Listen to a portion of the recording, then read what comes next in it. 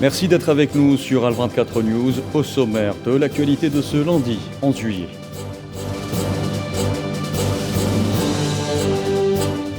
J-4 avant la réouverture des frontières terrestres aux voyageurs entre l'Algérie et la Tunisie, les ministres de l'Intérieur des deux pays accordent leur violon en poste frontalier d'Oumoutoul.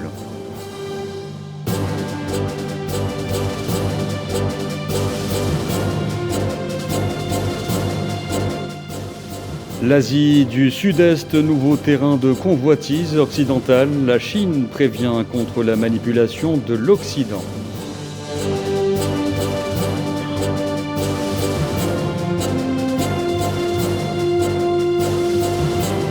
Le vieux continent suffoque son gaz russe. L'Allemagne et avec elle l'Europe sont entrées ce lundi dans une période de grande incertitude.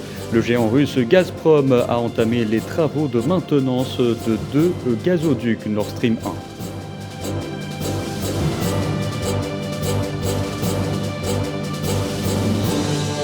Et en sport, nous parlerons de handball avec le coup d'envoi du championnat d'Afrique de handball Égypte 2022 avec la participation de 13 pays dont l'Algérie et le grand revenant, le Sénégal.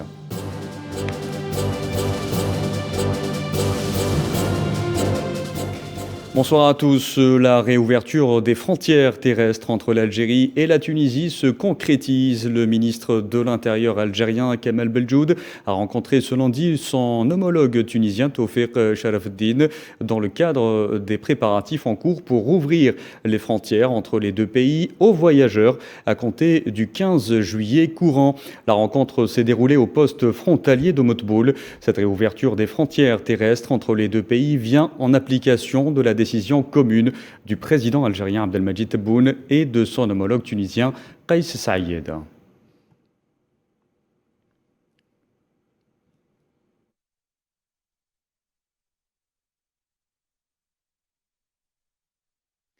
Et cette réouverture est saluée notamment par les touristes algériens qui ont développé un engouement particulier pour la destination Tunisie. C'est une immense joie. Presque toutes les familles des régions frontalières, comme la commune de Bouhadjar, ont des liens de parenté avec les Tunisiens.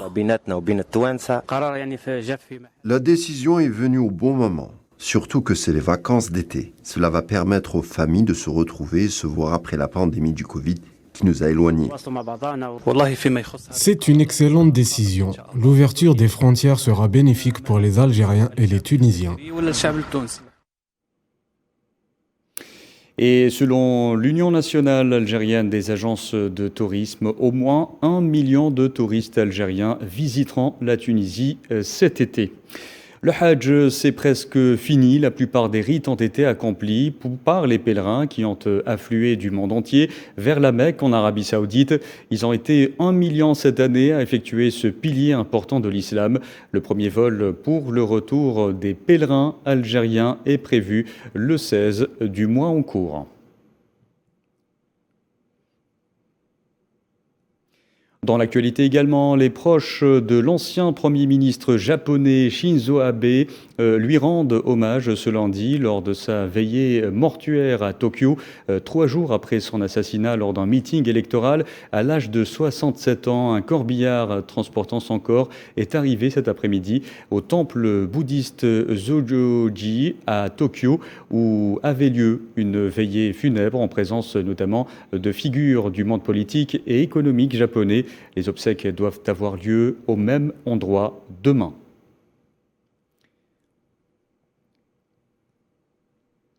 Direction le Sri Lanka à présent, où les partis d'opposition se mettent d'accord sur la formation d'un nouveau gouvernement.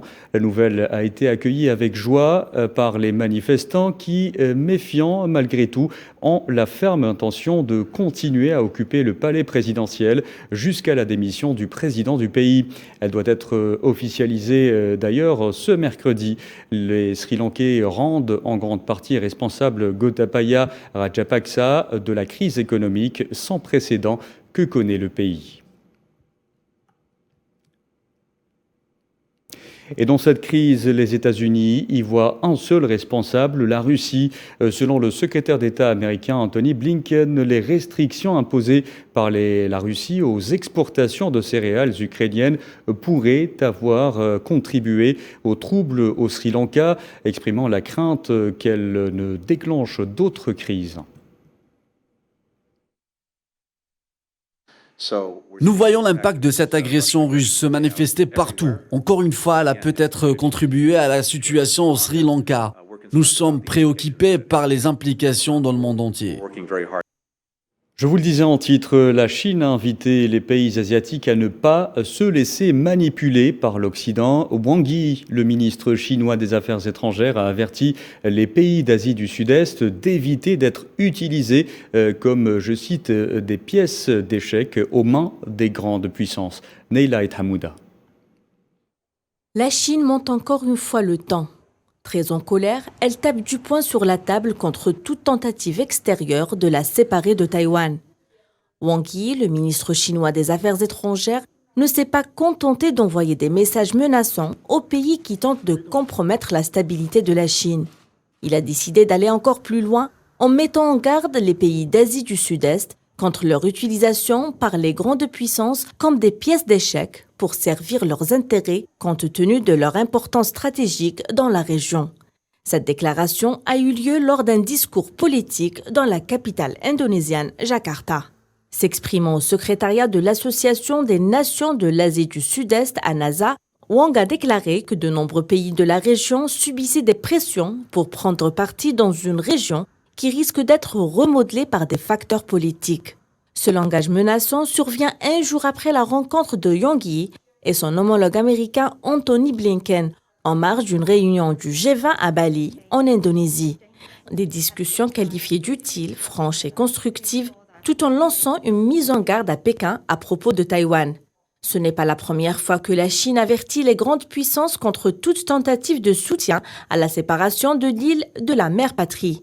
Les menaces chinoises d'invasion du Taïwan sont récurrentes depuis des décennies. La Chine a précédemment menacé de déclencher la guerre si Taïwan déclare son indépendance. Pour Pékin, Taïwan est une ligne rouge à ne pas franchir.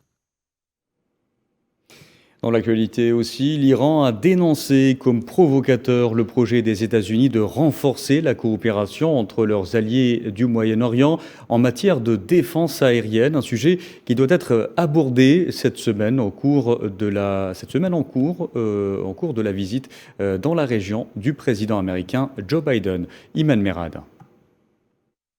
L'Iran dénonce le projet de Washington de renforcer la coopération entre leurs partenaires du Moyen-Orient en matière de défense aérienne.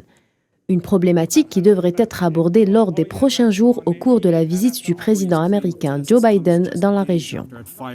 Le porte-parole des Affaires étrangères Nasser Kanani a qualifié cette proposition de provocatrice et menaçante pour la sécurité nationale et régionale.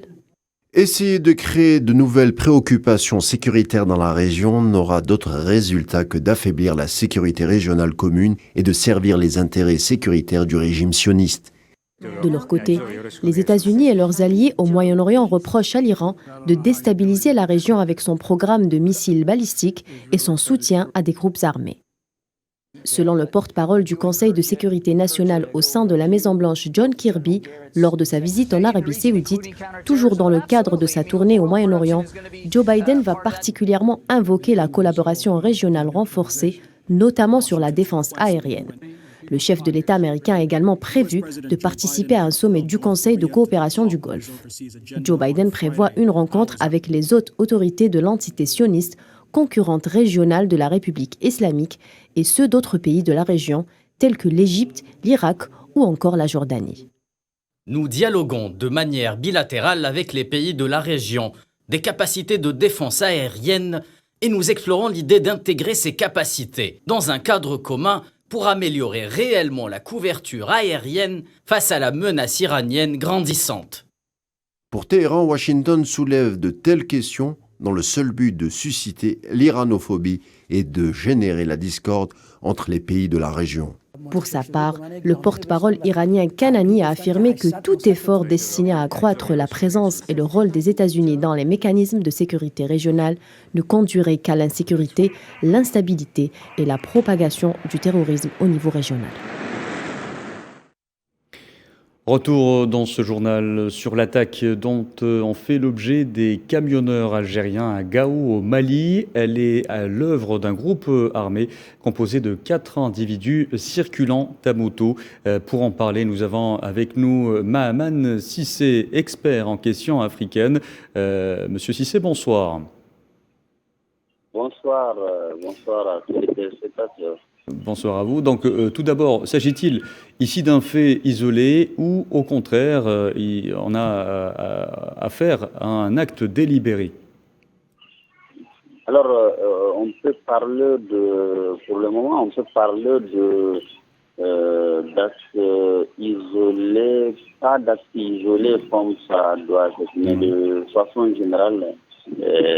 D'habitude, on a des attaques sur les routes nationales, les routes au niveau en tout cas de Rufirili, par exemple, la région de Gao ou à la forêt marcelle de Mopti.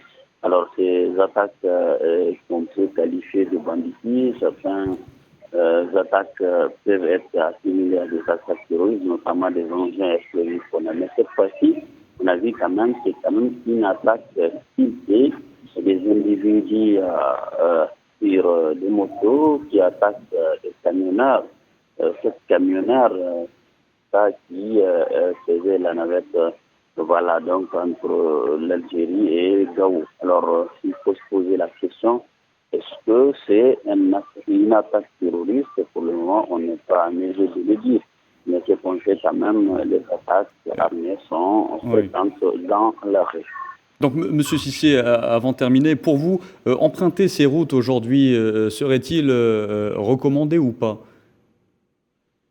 En tout cas, c'est très difficile de dire que c'est pas recommandé, puisque ça fait quand même des années, malgré l'insécurité. Il s'agit d'un axe névralgique, on va dire, dans la région. Voilà, un axe névralgique. Mais si ces routes ne sont pas pratiquées, comment est-ce que cette ville du Nord, la principale, la région de Gao, puisse être ravitaillée en produits venant de l'Algérie?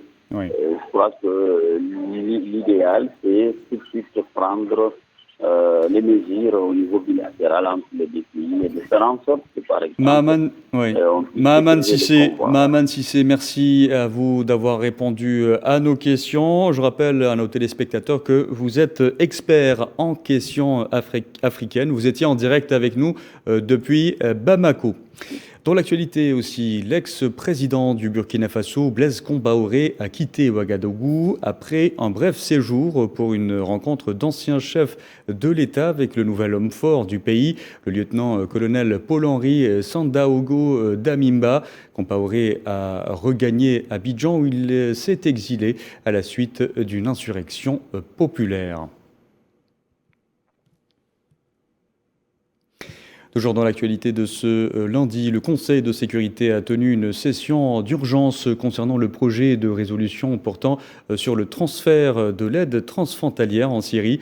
Le projet en question s'est heurté au refus de Moscou qui dénonce une violation de la souveraineté de la Syrie. Un projet est soumis à propagation. Leïla Guertal. Après le rejet de 2 projets de résolution sur le renouvellement du mécanisme d'aide humanitaire transfrontalière en Syrie, le Conseil de sécurité de l'ONU poursuit ses négociations.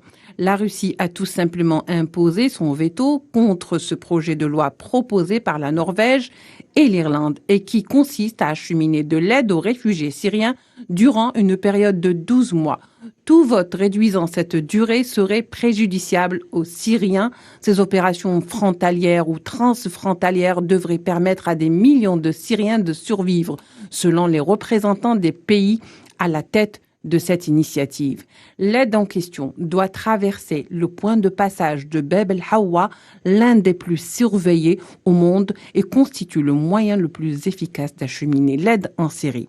Or, la Russie s'y est fermement opposée, dénonçant l'entêtement de l'Irlande et de la Norvège, estimant que le projet en question faisait fi des intérêts de Damas.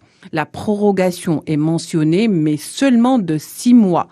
Toute autre option, dira le représentant russe au Conseil de sécurité, induirait la fermeture du point de passage. Bref, la Russie accuse les États-Unis, l'Irlande et la Norvège d'utiliser l'aspect humanitaire à des fins douteuses. Je vous le disais en titre, l'Europe peine à respirer en l'absence de gaz russe. L'Allemagne et avec elle l'Europe sont entrées ce lundi dans une période de grande incertitude sur la suite de leurs importations de gaz russe, déjà fortement réduites ces dernières semaines et qui pourraient bientôt se tarir complètement. Le géant russe Gazprom ayant entamé dans la matinée les travaux de maintenance des 2 gazoducs Nord Stream 1. Le point avec Kheldim Batash. Le géant russe Gazprom vient d'annoncer la fermeture temporaire de 10 jours pour maintenance des 2 gazoducs Nord Stream 1 qui acheminent une grande quantité de gaz livré encore à l'Allemagne ainsi qu'à plusieurs autres pays de l'ouest de l'Europe. Une nouvelle peu rassurante pour les pays européens, très dépendants de l'énergie russe, redoutant un arrêt total du flux vers le vieux continent. Dans ce bras de fer énergétique qui oppose Bruxelles à Moscou, la Russie tente de garder la main en répliquant aux sanctions économiques imposées par l'Occident. Lundi, Gazprom a aussi réduit ses livraisons de gaz à l'Italie et à l'Autriche, respectivement d'1 tiers et de 70% selon les groupes OMV et Eni. Les 2 pays sont en partie approvisionnés par le gazoduc TAG qui passe par l'Ukraine, mais aussi par le gazoduc Nord Stream.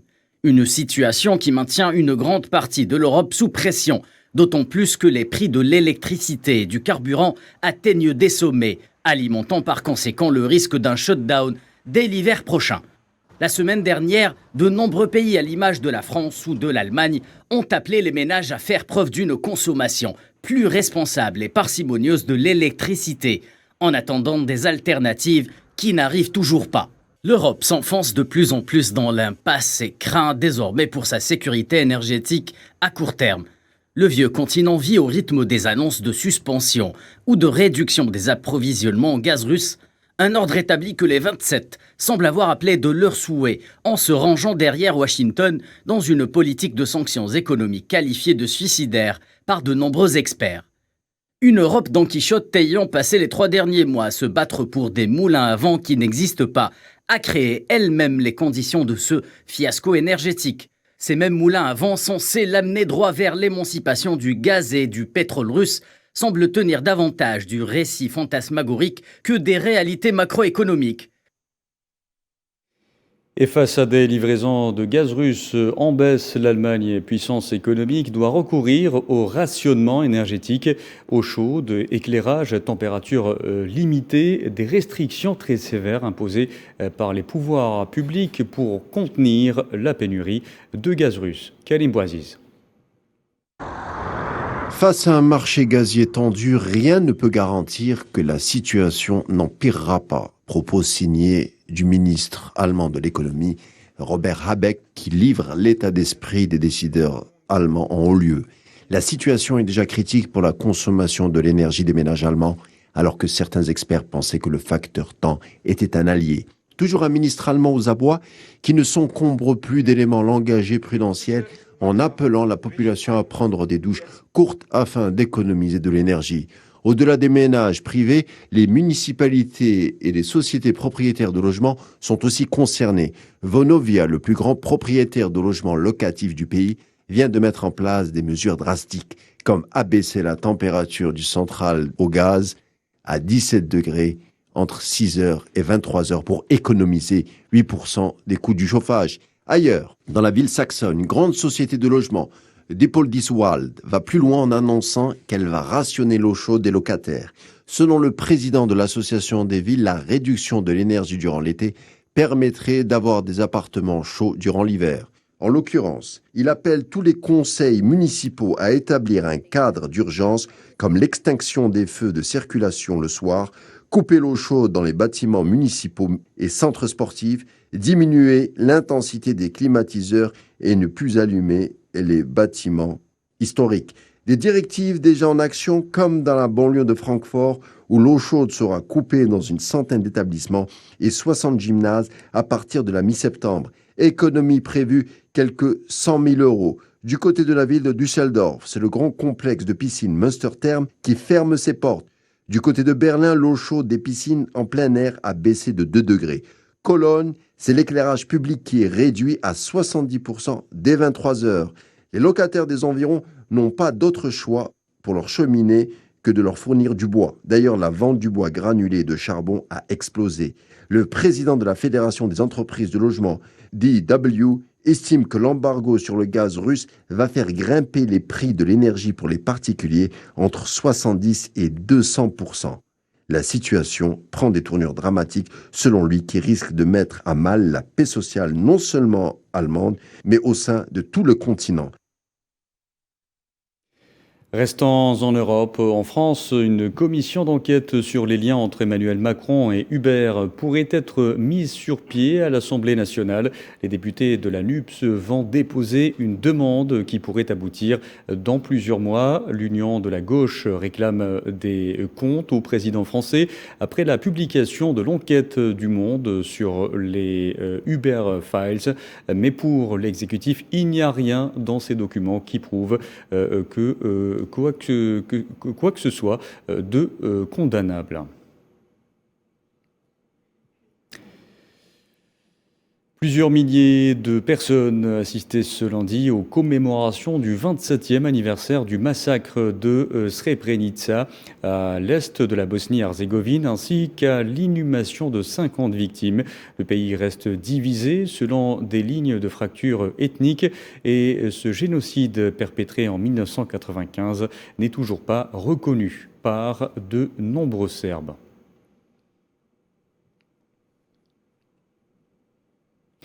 Place au sport à présent. Tout d'abord, rugby. La sélection algérienne messieurs a décroché la 3e place au classement final de la Coupe d'Afrique des Nations 2022 qui s'est clôturée hier soir dans le sud de la France après sa victoire 20-12 contre le Zimbabwe dans la petite finale disputée au stade Maurice David d'Aix-en-Provence. Place en handball à présent et au championnat d'Afrique Égypte 2022. L'événement a débuté ce dimanche et se déroulera jusqu'au 18 du mois en cours avec la participation de 13 pays dont l'Algérie et le Sénégal, absents depuis 2014. 4 rencontres sont au programme aujourd'hui, dont celle qui se joue en ce moment même entre l'Égypte et le Cameroun. Faisal Salah. Le rendez-vous continental a enfin démarré. La 25e édition de la Coupe d'Afrique des Nations de handball a débuté cette matinée en Égypte après avoir été reportée et retirée au Maroc. 13 pays répartis en 4 groupes. L'Égypte, pays hôte, est actuellement le champion en titre et en compte 7 trophées, le même nombre de titres remportés aussi par l'Algérie. La Tunisie est la plus titrée avec 10 sacrés. Pour les résultats d'aujourd'hui, l'Angola a signé la première victoire de la compétition devant la Zambie, 53-24. Le Sénégal a été battu par la République démocratique du Congo, une victoire de la Tunisie face au Nigeria 30-18. Versée dans le même groupe que l'Algérie, la Guinée a remporté la rencontre face au Gabon sur le score de 35-22. Les Verts entameront le tournoi continental demain. Devant la Guinée, les coéquipiers de Redban seront face au Gabon le mercredi. Les protégés de Rabah Gharbi ont l'objectif de se qualifier pour le Mondial 2023 et pour cela il faudra terminer dans le top 6. Le 7 algérien passe une période de construction, une préparation de la CAN au JM, une 6e place. Doran au cœur, l'avenir du handball algérien prendra des couleurs. L'Afrique, c'est aussi une faune exceptionnelle. Les éléphants surnombrent au Malawi. Les autorités malawites procèdent au chargement des éléphants dans des camions pour être conduits à travers le pays. D'ici la fin du mois de juillet, au moins 250 éléphants devraient être transférés de Liwonde au parc national de Kasongo. Cette mesure vise à lutter contre la surpopulation de Liwonde ou les cas d'éléphants errants dans les communautés humaines autour du parc sont devenues préoccupantes. Un mot de culture, la 13e édition du festival Peuples sans frontières organisé sous le thème Sahara occidental, dernière colonie d'Afrique, a débuté samedi à Genève en Suisse avec la participation de la représentation du Front Polisario en Suisse et auprès des organisations internationales à Genève, de la communauté sahraoui et du mouvement suisse de solidarité avec le peuple sahraoui. Le festival accueille plusieurs expositions culturelles des différents continents. Et puis enfin, la NASA fournit une photo teaser alléchante avant la publication très attendue de premières images de l'espace lointain fournies par le puissant télescope James Webb. Amira Beja. À environ 1,5 million de kilomètres au-dessus de nos têtes, le télescope spatial James Webb orbite autour de notre Soleil depuis son lancement le 25 décembre de l'année dernière. Observatoire privilégié pour la NASA, l'engin est prometteur avec ses outils principalement concentrés sur l'infrarouge et son miroir primaire. Il permet d'observer en profondeur l'espace à travers le gaz et la poussière. Les résultats tant attendus de ce bijou technologique sont sur le point d'être révélés. L'agence spatiale a donné la date du 12 juillet 2022 comme date historique sur laquelle l'humanité pourra voir un ensemble d'étoiles et de galaxies lointaines jamais vues.